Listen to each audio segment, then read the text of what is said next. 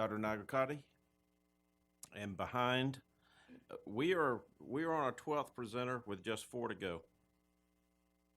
So I'll ask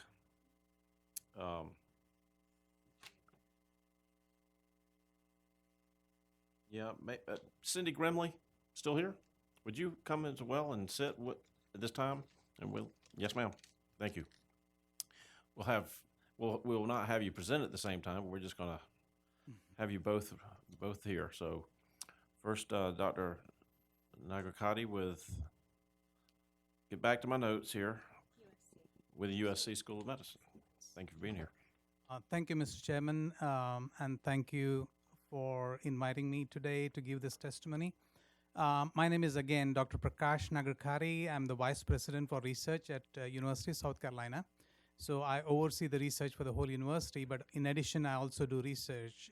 So I've been in academia for over 35 years. My research has been funded by the National Institute of Health. I've published over 250 scientific papers, and I've been doing research on cannabinoids and potential impact on inflammation and cancer for the last almost 17 years. And in fact, our lab was one of the first one in the world to demonstrate that immune cells express the CB2 cannabinoid receptors, as well as when those immune cells become cancerous, like myelomas, lymphomas, leukemias, they continue to express these cannabinoid receptors. So therefore, the cannabinoids can activate those cancer cells by binding to those receptors and kill those cancer cells. So we were first in the world to have received an international patent for treating cancers with cannabinoids. We are also first in the world to use cannabidiol to treat autoimmune diseases such as hepatitis. Our research has been very well covered by all over in the media. Particularly, I would like to mention a 1-hour PBS documentary called Clearing the Smoke, Science of Cannabis. The research that we carried out at USC School of Medicine, out of that 1 hour, almost 20 minutes was about our research on cannabinoids and cancer. So we discussed a lot about the physicians talking about the potential use of THC and CBD. What I would like to highlight, I guess, is about the research. And what I would like to stress is the fact that normally our immune cells produce what are called as endocannabinoids. So our immune system is there to protect us against infections as well as to protect us against cancers. So when our immune system recognizes a foreign pathogen, bacteria, viruses, it gets activated and it tries to get rid of that. But at that time, the accelerator is on full speed. And in order to check that, we also produce what are called as endocannabinoids. So the endocannabinoids are like a brake system to make sure that our immune system does not only get rid of the infections, but does not cause severe damage to our own cells and tissues. So when this system breaks down, in other words, the brake system is not working, then what happens is we get autoimmune diseases. So autoimmune diseases are diseases in which your immune system goes haywire and starts destroying your brain, causing MS, liver causing hepatitis, joints causing arthritis, and colon causing colitis, and so on and so forth. So therefore, the endocannabinoid system is critical to make sure that the brake system is working or the regulatory mechanisms are working so that we don't develop the autoimmune diseases. And the same thing is true with the cancer cells as well. So therefore, what we have shown in our research is that when we use external cannabinoids that are found in the marijuana plant, so in other words, the marijuana plant has the same type of cannabinoids that we produce on our own. And when there is a deficiency of these endocannabinoids, then when we supplement that with the cannabinoids that are found in the marijuana plant, then we get relief. So that's not very surprising, right? It's like you have vitamin D deficiency or you have vitamin C deficiency and you get scurvy or other diseases. And what do? You go to a dietary supplemental store and you buy dietary supplements having vitamins or whatever deficiency you have. So the same way, what our research has shown is that we produce our own cannabinoids and we need those cannabinoids in the brain to make sure that we can sleep well, we can rest well. For example, this meeting has gone on for a long time, and I can see everybody's cannabinoid levels are very low. um, so when we have those cannabinoids, it makes us, euphoric, as well as that is in higher concentrations. But the thing is that we produce very low levels of cannabinoids. And that is the reason, and also these cannabinoids that are produced are broken down by another set of enzymes. So that's why we never get high all the time. But when we do exercise or when we eat chocolates or other stuff, we feel euphoric, and that is because the endocannabinoids are triggered. So I just want to highlight the fact that, marijuana cannabinoids are not something totally foreign. These are exactly the same type of cannabinoids that we produce in our body, and more research is showing that a lot of these diseases are triggered by either a defect in the processing of these endocannabinoids, the production of these endocannabinoids, or the receptors that we express in the brains for these cannabinoids, the CB1 and CB2 receptors. Going to something new now? You've turned to the page. I want to ask you. Yes. How long have you been using that term, endocannabinoid system? The endocannabinoids were discovered maybe around 1990s. So it's not been, Earlier, it was asserted that only 15% of the medical school students are studying this discipline. Yes.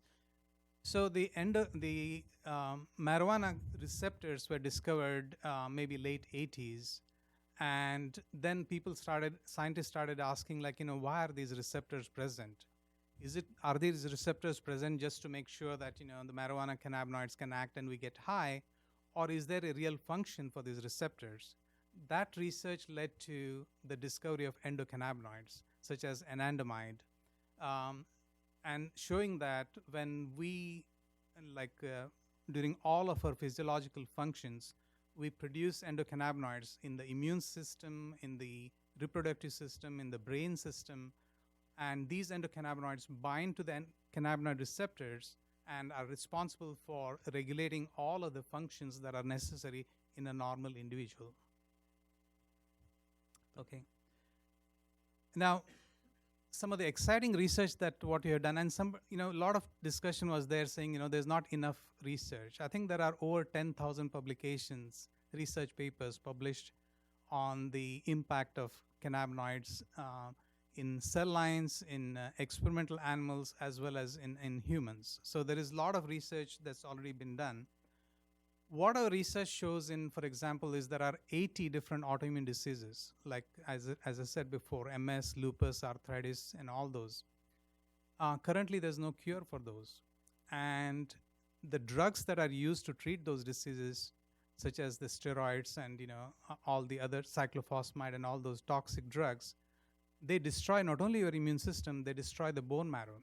And the bone marrow is necessary for producing even our red blood cells. That's why when cancer patients take chemotherapy, their bone marrow is destroyed, and they suffer from anemia and all sorts of side effects. What we have shown is that cannabinoids do not affect the bone marrow at all. They protect the bone marrow. So however high dose of cannabinoids you may use to prevent inflammation, the moment you stop it, the bone marrow can continuously repopulate the entire immune system, as well as all the red blood cells that are necessary. So I feel this is one of the most unique anti-inflammatory drug that we've discovered, which does not, have any effect on the bone marrow. So that's something that I want to stress. We already talked about the National Academy of Sciences, the report, so I won't go into that.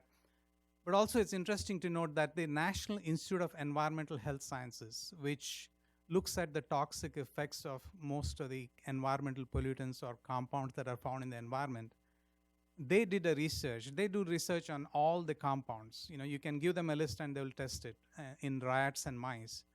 So they did research in treating the mice and rats for 2 years continuously with THC, marijuana cannabinoids.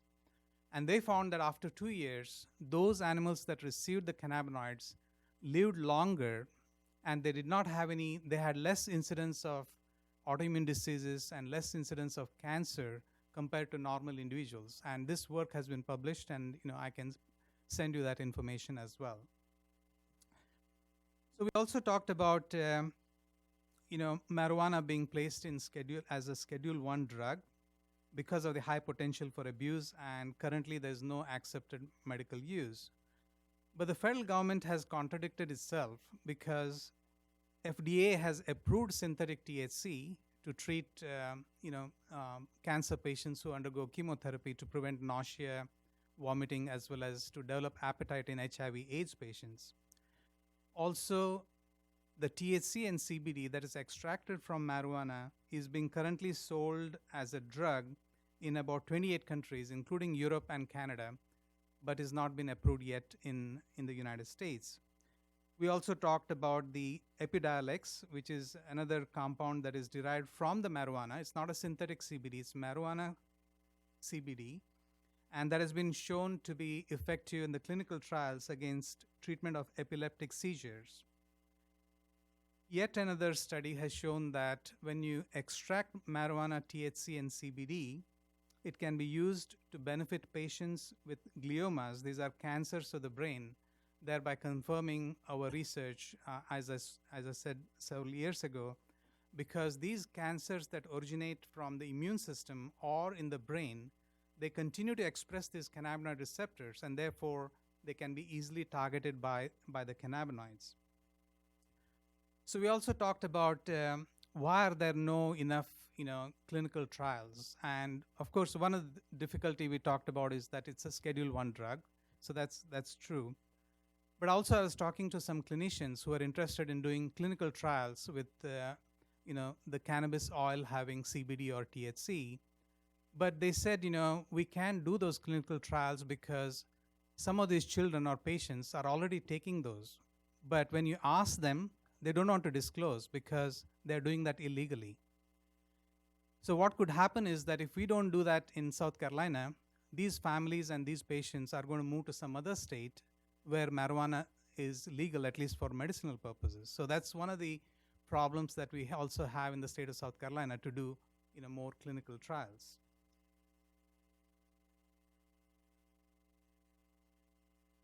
I also want to inform the fact that we talked about the fact that nobody has considered marijuana as for medicinal purposes, but it was listed in U.S. Pharmacopoeia till 1942, and it was being used earlier for medicinal purposes as well. So with that, I think I'll stop and would like to address any questions that you all have. Yes, Senator Davis. Sure. Dr. Nagarkatti, thank you very much. Did I hear you indicate there were 10,000 research publications Yes, on so this? the National Academy of Sciences, which Okay. released the report, Mm-hmm. went through 10,000 abstracts, Mm-hmm. and out of that, they narrowed down about 4,000 to 5,000 publications, Mm-hmm. and they went through all of those to come to the conclusion that marijuana cannabinoids are highly effective to treat pain, to treat MS patients for muscular spasms. So the National Academy of Sciences actually went through these reports and then reached their conclusion about the substantial, because there seemed to be some suggestion that you could pick and choose a report if you wanted to that showed that cannabis wasn't medicine. Is that the case, or is the overwhelming weight of the evidence that it is medicine? Their report was that clearly there was evidence to show that it was effective against relief from pain in a lot of these autoimmune diseases, as well as it was effective to prevent nausea and other side effects with chemotherapy in cancer patients, as well as it was effective in an autoimmune disease model such as the multiple sclerosis. At those National Academy of Sciences and reviewing those reports, if there had been reports suggesting that that cannabis was not of any medicinal benefit, and if they found that to be credible, they would have reported that. Isn't that correct? Yes, so when they write a report, and I've gone through a lot of these National Academy of Sciences reports, what they do is they look at all the evidence, Mm-hmm. and they look at the evidence in favor and then evidence against it. If there is evidence in favor, they look at the quality of that research. Mhm. Did they do randomized controlled studies? Was that very effectively done? Did they include a lot of subjects? All that. If the report says is not effective, then they're also going to look at the quality of that research, looking at how many patients they used and all that kind of details. And then the committee makes a decision saying that, okay, looking at these two papers, when against one for, we conclude that either, there is evidence clearly to show that it is beneficial, or against a certain disease, there is evidence to show that it is not beneficial, or they can say it is inconclusive because both reports were equally scientifically rigorous, but we could not draw any conclusion because one said it was good and one said it was not effective. So a month and a half ago, we had the National Academy of Sciences that went through these thousands of reports and judged them based on the quality of the procedures and the protocols and the evidence, and they reached a conclusion in regard to the conclusive and substantial evidence of medicinal benefits, did they not? Yes. Thank you. So they look at the pros and cons of all the publications, and then they make a decision, based on the quality of the research. Thank you, sir. That was a good report. I don't think that anybody, I don't believe, disputes the fact that there is some medical benefit to marijuana or cannabis. I don't think that's the issue. At least, like I said 100 times, that's not my issue. Yes. I'm sure that there are, and I've seen evidence of that. But I was just concerned with, and if you were here the whole time, you know that I'm concerned with other aspects of passing a medical marijuana bill. I have no concern that there is benefit and that it provides relief to a lot of people who need it. Yes. That's not my issue. You understand that, right? Yes. Yes. And I don't think the national, what is it, the national, whatever the name of the National Academy of organization is. Sciences. I don't think, I haven't seen the report, Yes. but I don't think they address some of the other issues that I brought out and that I may bring out even further when we have a meeting, which I'm assuming we're going to have with even the law enforcement community. I think they're just looking at the fact of the medical benefit of medical marijuana and not other unintended consequences.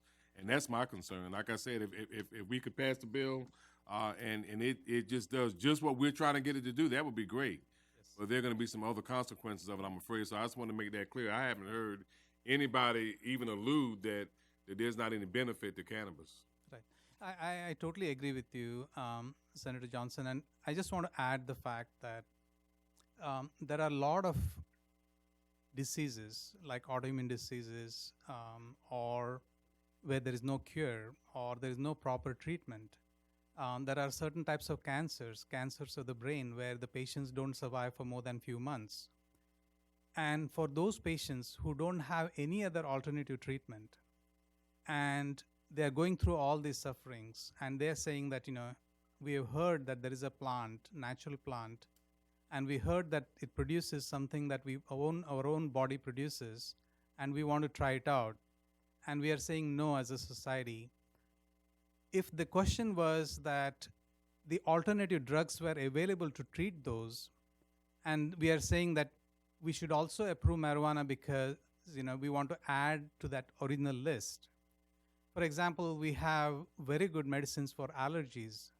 So though our research has shown that cannabinoids are very effective for allergies, we are not recommending those for treating allergies.